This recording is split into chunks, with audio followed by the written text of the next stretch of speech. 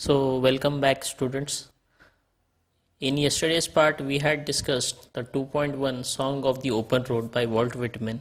आपण काल या कवितेचे एक्सप्लेनेशन आणि आईस ब्रेकर्स पाहिले होते. तर आजच्या पार्टमध्ये आपण या लेसनवरतीच वोकॅब्युलरी समरी म्हणजे या पोएमवरच्याच वोकॅब्युलरी समरी आणि ब्रेनस्टॉर्मिंग हे पाहणार आहोत. तर चला मग चालू करूयात. आणि जर तुम्ही या चॅनलवर नवे असाल तर सबस्क्राईब करा आणि जास्तीत जास्त लोकांना शेअर करा. तर वोकॅब्युलरीमध्ये काही नवीन शब्द जे पोएममध्ये वेळोवेळी रिपीट झाले होते. The first one is a foot. A foot means one step, एक पाऊल. Light hearted means tension free म्हणजे आनंदी. विम्फर म्हणजे सॉब किंवा हुंडका देऊन रोणे किंवा रडणे. फॉर्च्यून म्हणजे लक, भाग्य. हेन्स फोर्थ, नाव ऑन, यापुढे. क्वेरलस म्हणजे कंप्लेन किंवा तक्रारखोर. क्रिटिसिझम म्हणजे कमेंट करणे, टीका करणे. कंटेंट हॅपी, आनंदी. सफिशियंट म्हणजे प्लेंटी, पुरेशी. कॉन्स्टलेशन्स म्हणजे अ कलेक्शन ऑफ स्टार्स, नक्षत्रांचा समूह. पण कवितेमध्ये here it means influential people म्हणजे प्रभावी लोक. कवितेमध्ये याचा अर्थ प्रभावी लोक असं होतं. द 11th इज बर्डन म्हणजे लोड, ओझे. श्वेअर म्हणजे शपथ घेणे, आपण एखाद्या व्यक्तीची शपथ घेतो त्याचं नाव घेऊन. सफाईस म्हणजे प्लेंटी, पुरेसे. आणि शेवटचा आहे डिलिशियस म्हणजे टेस्टी, स्वादिष्ट. तर पुढचा प्रश्न आहे समरीचा. समरी शॉर्टमध्ये समजेल अशी लिहिलेली आहे, सोप्या इंग्लिशमध्ये लिहिलेली आहे. You can write this summary for getting your marks. See, the poem Song of the Open Road is the poem on one's journey of life. तर ही कविता एका व्यक्तीच्या जीवनातील यात्रेविषयी वर्णन करते. ती तुमची असू शकते, माझी असू शकते किंवा आपल्या कवीची असू शकते. He is happy and enjoying his journey. तो आनंदी आहे आणि त्या प्रवासाचा तो आनंद घेतो आहे. ही does not need luck or he praise for it. तर तो नाही नशिबाची त्याला गरज आहे किंवा त्यासाठी तो प्रार्थनाही करत नाही आहे. He will not complain nor he will pay attention to anybody's complaints. तर हा आपला जो कवी आहे तो कोणाची कंप्लेंट ऐकत घेत नाही आहे, तो कोणाकडे लक्षही देणार नाही आहे. तक्रार किंवा तक्रारींकडे त्याला लक्षच द्यायचं नाही आहे, त्याला त्याची जर्नी कंप्लीट करायची आहे. He will not take any help from his friends, family or strangers to complete his journey. तर तो त्याच्या त्या प्रवासामध्ये तो ना त्याच्या मित्रांचा, ना कुटुंबातील कुठल्या व्यक्तींचा किंवा अनोळखी लोकांची कोणाचीच मदत घेणार नाही. ही does not want help from powerful and influential people. तर ह्या व्यक्ती, आपले घरचे व्यक्ती सोडले तर त्याच्या आयुष्यात त्याला भेटणारे जे सामर्थ्यवान किंवा शक्तिशाली लोक असतील, प्रभावी लोक असतील, पॉप्युलर लोक असतील, अशाही लोकांची त्याला मदत नको. म्हणजे त्याला कुठल्याही वशिलाची गरज नाही आहे. बिना वशिल्याचं तर ही तो व्यक्ती आपली ही जर्नी कंप्लीट करू शकतो. आपल्यापैकी प्रत्येक व्यक्ती ही आपली जर्नी आपण आपल्या स्वतःच्या जीवावरती पूर्ण करायचा प्रयत्न करत असतो. तर तोही त्याची जर्नी स्वतःच्या जीवावर पूर्ण करायचा प्रयत्न करणार आहे. He only carries sweet memories of his loved ones and he will keep on his journey. तर त्याला काय पाहिजे, तर त्याला फक्त आपल्या प्रियजनांच्या गोड आठवणी पाहिजेत. चांगल्या आठवणी, मित्रांच्या आठवणी असतील, मैत्रिणींच्या आठवणी असतील किंवा तुमच्या कुटुंबाबरोबर घालवलेल्या चांगल्या वेळेच्या तुमच्याकडे आठवणी असतील. अशा आठवणी घेऊनच तो त्याची जर्नी कंप्लीट करणार आहे. प्रश्न आहे A1 activity. Pick out the line showing that the poet is prepared to enjoy every moment of his journey. तर तुम्हाला अशा लाईन्स या पोएमच्या शोधायच्या आहेत ज्याच्यानं तुम्हाला कळेल की आपला जो पोएट आहे तो त्याच्या आयुष्यातली जर्नी करतोय, त्यातले प्रत्येक क्षण हा आनंदात व्यतीत करतोय. तर त्यातल्या लाईन्स आहेत बघा. फर्स्ट लाईन पोएमची, afoot and light hearted I take to the open road. त्यानंतर आहे कवितेतली तिसरी line, the long brown path before me leading wherever I choose. आणि त्यानंतर आहे पोएमची 11वी लाईन जी आहे, strong and content I travel the open road. मग त्यातली सेकंड ॲक्टिव्हिटी आहे, by old delicious burdens the poet means. तर ओल्ड डिलिशियस बर्डन्सच्या अर्थाने पोएटला काय सांगायचं आहे की ओल्ड डिलिशियस बर्डन्स नक्की काय आहे. ए द लगेज की ओझं आहे. Be the food he carries, ते कुठलं जेवण जो कॅरी करतोय त्याच्याबद्दल तो बोलतोय. See the stress he bears during the travels, म्हणजे त्याला काही टेन्शन आहे का जो जेव्हा तो ट्रॅव्हल करतोय. का D sweet memories of the past, की जुन्या लोकांच्या गोड आठवणी. तर इथं आहे गोड आठवणी, त्याचा ऑप्शन आहे D sweet memories of the past. The third activity आहे the poet is a person who is free from all inhibitions. Discuss how the concept of freedom is expressed in the poem. तर इनहिबिशन्सचा अर्थ असा होतो की त्याच्या जे bonds आहेत किंवा अटॅचमेंट आहेत लोकांपासून, त्या सर्व अटॅचमेंट म्हणजे या जगाशी असलेल्या सर्व अटॅचमेंट्सपासून तो फ्री आहे. तर ही कन्सेप्ट तुम्हाला क्लिअर करायची आहे. तो Whitman explains the pleasure of travelling, encouraging others to break free from their fake attachments to join him. तो काय सांगतोय की आपण ही जी जर्नी करणार आहोत तो त्यामध्ये सगळ्यांना कन्व्हिन्स करायचा प्रयत्न करतोय किंवा एनकरेज करतोय की बाबा या जगामध्ये असलेल्या ज्या खोट्या जोडप्यांपासून आपण म्हणणार नाही तर ज्या अटॅचमेंट्स आहेत, आपल्या वस्तूंशी अटॅचमेंट असतील किंवा लोकांशी अटॅचमेंट असतील, तर या अटॅचमेंटशी तुम्ही कायम तिथे न राहून तुमची जर्नी कंप्लीट केली पाहिजे. He described himself as being free and how he realised he is the only person who is in complete control of his life. तो असंही सांगायचा प्रयत्न करतोय. तो त्याच्या आयुष्याबद्दल असंही सांगतोय की तुम्ही एक मुक्त जीव आहात, तुम्ही तुमच्या आयुष्यातले निर्णय स्वतः घेऊ शकता, तुम्ही तुमच्या आयुष्यात जसं पाहिजे तसं जगू शकता. तर तुमचं आयुष्य जसं पाहिजे तसं तुम्हाला ते जगता येऊ शकतं. तो त्याचं वर्णन करतोय की आपण आपलं आयुष्य मुक्तपणे कसं व्यतीत करावं किंवा केलं पाहिजे. कारण का जर तुम्ही तसं केलं तर तुम्हीच तुमच्या जीवनाचे शिल्पकार होणार आहात, तुम्हीच त्याला नियंत्रित ठेवू शकणार आहात. He can choose his on destiny, म्हणजे तो त्याचं आयुष्य स्वतःच जगतोय आणि तोच ठरवतो की त्याच्या आयुष्यात काय होणार आहे. Because of this realization he does not have to wish for good luck or pray for good fortune. तर ज्या अर्थाने तो म्हणतोय की त्याच्या आयुष्यात जे काय घडणार आहे ते त्याच्यामुळे घडणार आहे, तर त्यामुळे तो गुड लक म्हणजे तो दैवीसाठी दैवी प्रार्थनाही करत नाहीये आणि कोणाच्या शुभेच्छाही मिळवण्याचा प्रयत्न करत नाही आणि तो त्याच्या परीने त्याचं आयुष्य जगायचा प्रयत्न करणार आहे. तर पुढची ॲक्टिव्हिटी आहे E2. Following are the activities of the poet related to his journey on the road. Divide them in 2 parts as activities the poet will practise and activities he will not. तर काही activities आहेत जो poet त्या जर्नीच्या वेळेस करणार आहे. तर आपल्याला 2 पार्ट्समध्ये सांगायचं आहे की कोणत्या ज्या अशा गोष्टी आहेत जो तो करणार आहे आणि कोणत्या ॲक्टिव्हिटीज आहेत ज्याला त्या टाळायच्या आहेत. तर इथं काही ऑप्शन्स दिलेले आहेत, जसं की a walking along the road though he doesn't know where it reaches. तर सेकंड आहे complaining about the discomforts during the journey, postponing the journey, praying for good fortune, carrying the fond memories of the good people, creating contacts with famous and influential people, striving to achieve high and bright success, reflecting and developing his own self. तर काही वाक्य दिलेले आहेत, आपण उत्तरासहित बघूयात त्यांचा अर्थ. की जसं की ए आहे walking along the road though he does not know where it reaches, की त्याला त्याच्या आयुष्याची जर्नी पूर्ण करायची आहे, ती कुठं त्याला घेऊन जाणार आहे त्याला ते माहीत नाही आहे आणि त्याला ते जाणूनही घ्यायचं नाही आहे, त्याला फक्त तिथे पोचायचं आहे. त्यानंतर ईचं ऑप्शन आहे carrying the fond memories of good people. तर त्याचे जे पण जवळचे लोक आहेत त्यांच्या गोड आठवणी घेऊन त्याला जायचं आहे. नंतर जी ऑप्शन आहे striving to achieve high and bright success. तर त्याला त्याच्यासाठी जे चांगलं आहे आणि जे चांगल्या दर्जाचं आहे ते मिळवण्याचा त्याला प्रयत्न करायचा आहे. Reflecting and developing his on self, म्हणजे जे काय तो करत आहे त्याची जर्नी कंप्लीट करत असताना तो स्वतःची सेल्फ डेव्हलपमेंट करणार आहे. तर ऑप्शन्स आहे ए, ई, जी आणि एच हे ऑप्शन्स आहेत ती ॲक्टिव्हिटीज ज्या त्याला करायच्या आहेत. Activities the poet will practice आणि बाकीच्या ज्या आहेत त्या आहेत activities he will not practice. Second activity आहे write down the traits of the poet exhibit through following lines one is done for you. तर अशा कोणत्या क्वालिटीज आहेत ज्या पोएटला दाखवायच्या आहेत. Henceforth I ask for no good fortune I myself am good fortune. तर ह्यातनं आपल्याला त्याचा कॉन्फिडन्स दिसतो, self confidence. Hence fourth I whimper no more postpone no more need nothing. तर ह्या लाईन्समधून आपल्याला कळतं की तो किती इंडिपेंडेंट आहे. I do not want the constellations any nearer. ह्याच्यातनं आपल्याला त्याचा सेल्फ रिस्पेक्ट दिसतो.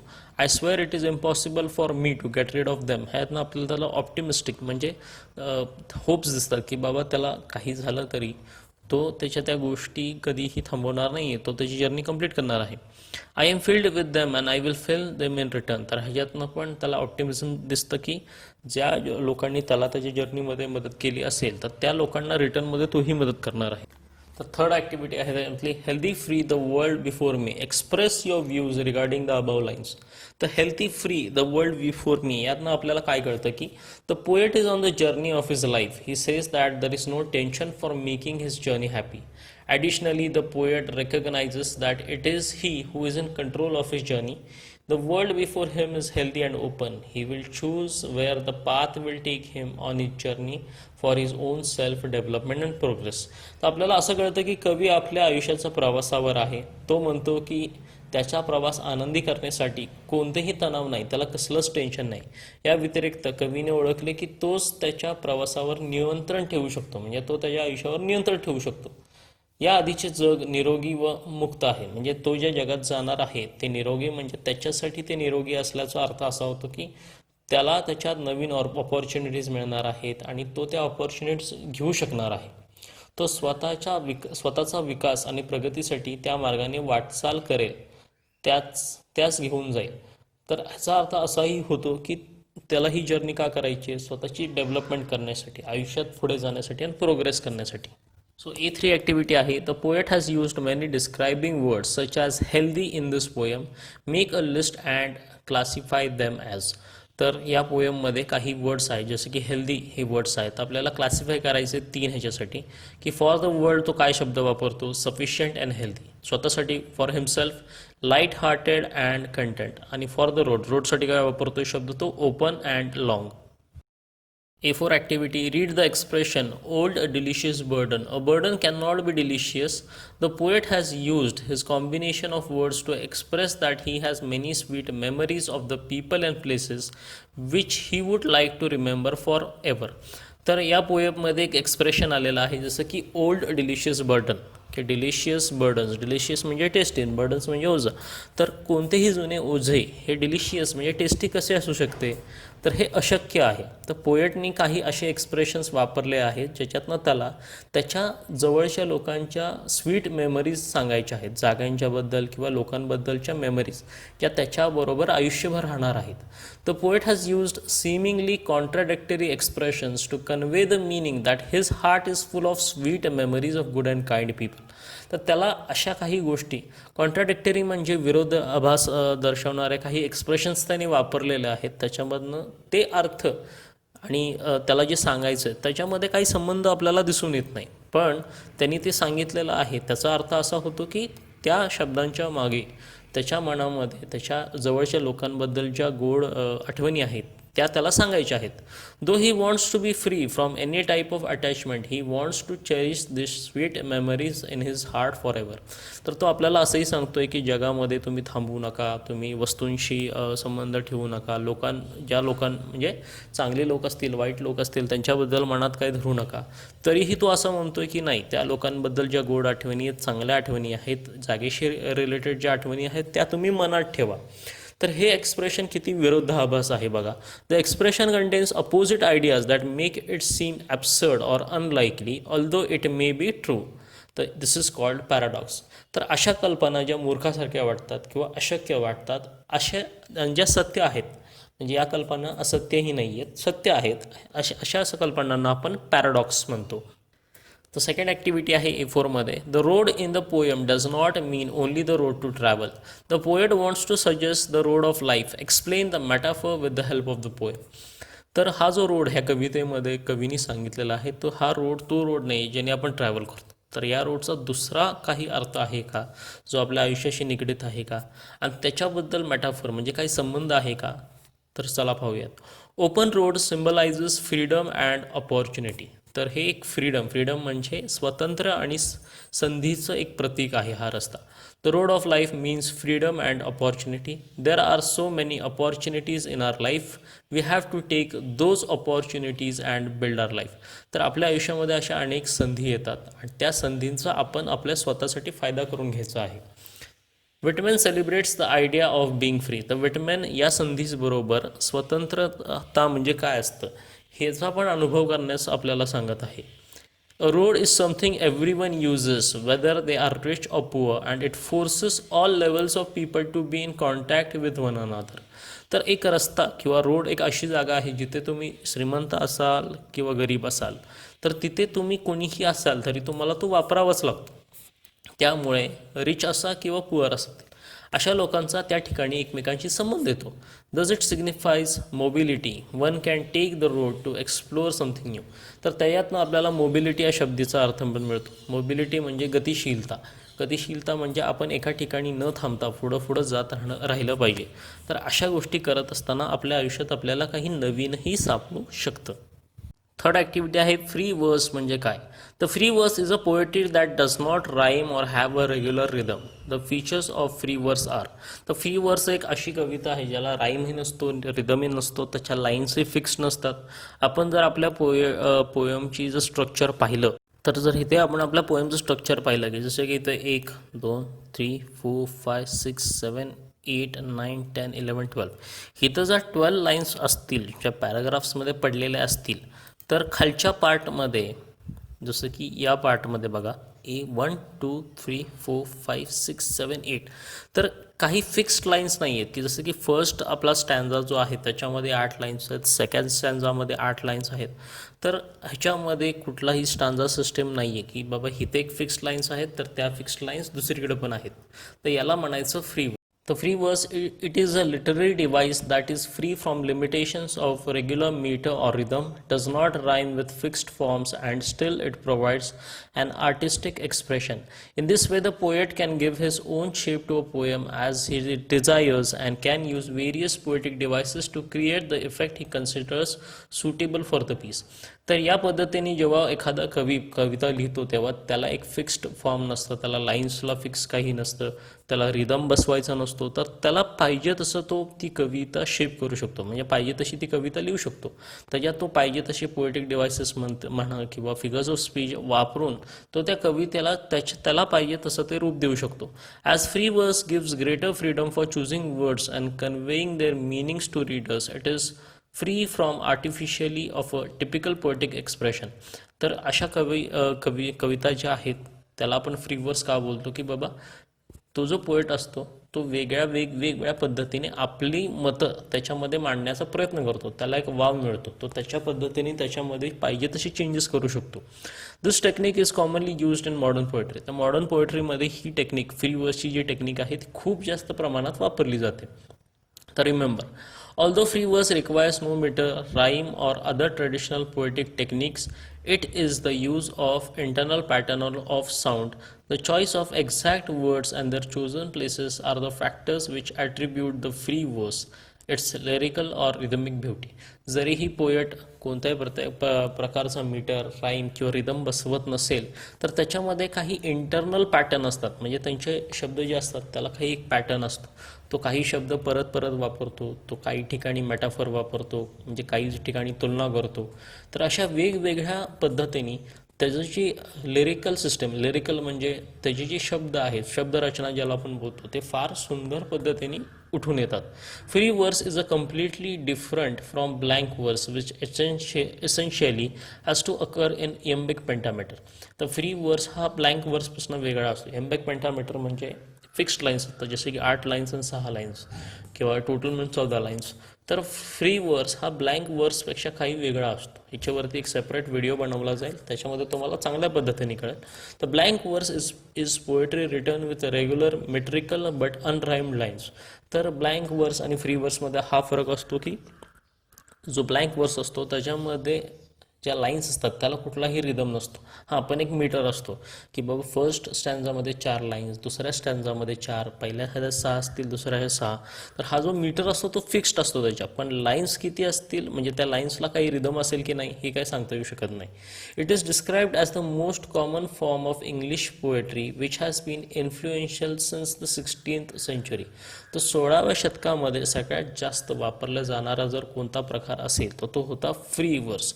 इंग्लिश पोएट्री 16व्या शतकातील सगळ्यात जास्त कविता ज्या लिहिल्या गेल्या होत्या त्या फ्री वर्समध्येच लिहिल्या गेलेल्या आहेत. चला, फोर्थ क्वेश्चन पाहूयात. There are certain words that are repeated in the poem. For example, no more, line 7, find out more similar expressions, explain the effect they create in the poem. तर काही words आहेत जे repeatedly पोएममध्ये आलेले आहेत, जसं की henceforth, good fortune and I know are repeated more than twice. तर हे 2 पेक्षा जास्त वेळा वापरले गेलेले शब्द आहेत. तर हे शब्द का वापरलेले आहेत बघा. The poet does this to get a rhythm. This poetic device is known as repetition. तर त्याला एक रिदम आणायचा असतो पोएटिक लाईन्समध्ये, पोएममध्ये, त्याच्यामुळे तो वापरतो. ह्या पोएटिक डिव्हाइसला आपण म्हणतो रिपिटेशन. So fifth activity आहे the use of personal pronoun I is evident and prominent in this poem. Give reasons. तर जसं सुरुवातीला सांगितलेलं आहे की आयचा अर्थ होतो मी. तर कवी ही पोएम जी लिहिलेली आहे ती एक नरेटिव्ह स्टाईलमध्ये लिहिलेली आहे. नरेशन म्हणजे स्वतःच्या अनुभवातनं त्यांनी लिहिलेली ही कविता आहे. Here I means everyone in the poem. It can be the poet, the reader or you and me. तर इथे आयचा अर्थ कवी, आपला जो कवी आहे तोच म्हणजे वॉल्ट व्हिटमन हेच नाही होत, तर इथे रीडर म्हणजे तुम्ही रीडर असू शकता, मी असू शकतो, किंवा एखादा व्यक्ती जो ही कविता ऐकत आहे त्याच्यासाठी ही कविता असू शकते. इथे मी कवितेतील प्रत्येक जण आहे ते कवी. इथे मी कवितेतील प्रत्येक जण आहे ते कवी, वाचक किंवा आपण आणि मीही असू शकतो. Now we will discuss the A5 question, that is critical appreciation. तर चला आता आपण A5 ॲक्टिव्हिटी बघूया जी आहे critical appreciation. With the help of the following points right a poetic appreciation of the poem song of the open road. तर दिलेल्या पॉईंट्सच्या आधारे तुम्हाला क्रिटिकल ॲप्रिसिएशन द्यायचं आहे. हा प्रश्न क्वेश्चन पेपर किंवा एक्झाममध्ये 4 मार्क्ससाठी येतो. त्यामुळे तुम्ही हा फॉर्मॅट लक्षात ठेवणं गरजेचं आहे आणि त्यानंतर तो कसा लिहिलेला आहे तेही लक्ष ठेवून बघा. तर पहिला प्रश्न आहे अबाउट द पोएम. पहिला point, poet and title. The freedom is the main theme of the poem. The poem is an inspirational poem written in the form of narration. This poem is an example of ode. Walt Whitman is also known as father of free verse. तर कवितेबद्दल आणि टायटलबद्दल आणि कवीबद्दल आपल्याला थोडक्यात सांगायचं आहे की तर ही पोयमची main theme freedom आहे. ही एक इन्स्पिरेशनल पोएम आहे. नरेशन या फॉर्ममध्ये लिहिलेली आहे, कारण का वॉल्ट व्हिटमन यांनी ही कविता सांगितलेली आहे, नरेट केलेली आहे ती त्याचं एक्झाम्पल ओड आहे. ओड म्हणजे एखाद्या व्यक्तीच्या आठवणीत लिहिलेली कविता म्हणा. तर वॉल्ट व्हिटमन हे फादर ऑफ फ्री वर्स म्हणून ओळखले जातात. तर या कवितेची थीम आहे freedom, hope and joys of life. It is an inspirational poem. It encourages readers to cherish everything in their life. तर या कवितेची ज्या थीम्स आहेत त्या फ्रीडम असू शकतात, होप असू शकतात, किंवा जीवनाचा आनंद घेणे म्हणजे जॉयज ऑफ लाईफ ही असू शकतो. ही एक इन्स्पिरेशनल पोयम आहे आणि त्याच्या प्रत्येक रीडरला ही सांगते की आपल्या आयुष्यात जे काय आहे त्याचा तुम्ही मान ठेवा, त्याचा आनंद घ्या. तर पोएटिक स्टाईल म्हणजे कोणत्या पद्धतीने लिहिलेली आहे. The poem is return in the form of narrative. तर ही जो फॉर्म आहे त्याचा आहे नरेटिव्ह. तर it is written in free वर्समध्ये लिहिलेले आहे. तर length of the stanzas is uneven, म्हणजे काही ठिकाणी 8 लाईन्स असतील तर काही ठिकाणी 6 लाईन्स आहेत. So there is use of beautiful expression such as querulous criticism, light hearted and old delicious burdens. तर काही सुंदर शब्दांचा इथं वापर केलेला आहे, एक्सप्रेशन्सचा वापर आहे, जसं क्वेरलस क्रिटिसिझम असेल किंवा लाईट हार्टेड किंवा ओल्ड डिलिशियस बर्डन्स. तर पुढचा आहे poetic devices used in the poem. So there are a number of poetic devices in the poem. तर हा जो प्रश्न आहे ह्याच्यात तुम्हाला पोएटिक डिव्हायसेस कोणते वापरलेले ते लिहायचे आहेत. जसं की मेटाफर आहे, light hearted means care free, open road means life of a person and delicious burdens means sweet memories. तर इथं 2 भिन्न कल्पना अप्रत्यक्षपणे एकमेकांची तुलना केलेल्या आहेत. मेटाफरमध्ये आपण तेच करतो. दुसरा आहे paradox, I am filled with them and I will fill them in return. तर इथं 2 कॉन्ट्राडिक्टरी लाईन्स म्हणजे एकमेकांशी संबंध न असणारे वाक्य पण खरे असणारे वाक्य, जसं की 2 विरोधाभासी कल्पना लिहिलेल्या आहेत. Repetition, henceforth I know are repeated 2 times. असे शब्द, ओळी किंवा वाक्य 2पेक्षा जास्त वेळा आल्या की त्याला आपण रिपिटेशन म्हणतो. तर हा प्रश्न सोडवण्याचा किंवा पोएटिक डिव्हायसेस लिहिण्याच्या 2 पद्धती आहेत की तुम्ही फक्त त्या पोएटिक डिव्हाइसचं नाव लिहू शकता, जसं की मेटाफर, पॅराडॉक्स अँड रिपिटेशन, आणि जर तुम्हाला जमलं तर पुढं तुम्ही त्याच्या ओळीही शोधून लिहू शकता. तर शेवटचा आहे special feature. The use I is the special feature of the poem. It is written in the form of narration. The special feature I आहे कारण का हा आय जेव्हा आपण बघतो तेव्हा ही कविता सर्वांसाठी आहे. ही वॉल्ट विटमन यांच्यासाठी पण आहे, तुमच्यासाठी आहे, माझ्यासाठी आहे, ही सर्वांसाठी आहे. तर message, values and morals in the poem. This is an inspirational poem. It gives the message to complete all pending things in life. It also gives message to enjoy life. तर इन्स्पिरेशनल पोएम असल्याने ह्याच्यामध्ये एक message असा येतो की तुमच्या आयुष्यात जे काय गोष्टी तुम्ही करायच्या राहून गेलेल्या आहात त्या सर्व गोष्टी तुम्ही आता कंप्लीट करा आणि तुमचं आयुष्य जे काय आहे जसं असेल तसं ते एन्जॉय करण्याचा प्रयत्न करा. तर your opinion about the poem. I like the poem. I feel inspired from the poem. I will try to complete everything in my life henceforth. तर तुमचं ओपिनियन काय असतं की आय लाईक द पोयम, मला ही कविता आवडली, मला इन्स्पायर झाल्यासारखं वाटतं आणि ह्याच्या पुढे माझ्या आयुष्यात जे काय ठेवलेलं आहे मी किंवा इनकम्प्लीट आहे त्या सर्व गोष्टी मी कंप्लीट करण्याचा प्रयत्न करेन. तर शेवटी जर तुम्हाला माझं एक्सप्लेनेशन आवडलं असेल तर व्हिडिओला नक्की लाईक करा, सबस्क्राईब करा आणि जास्तीत जास्त लोकांपर्यंत शेअर करा. भेटूयात पुढच्या पार्टमध्ये.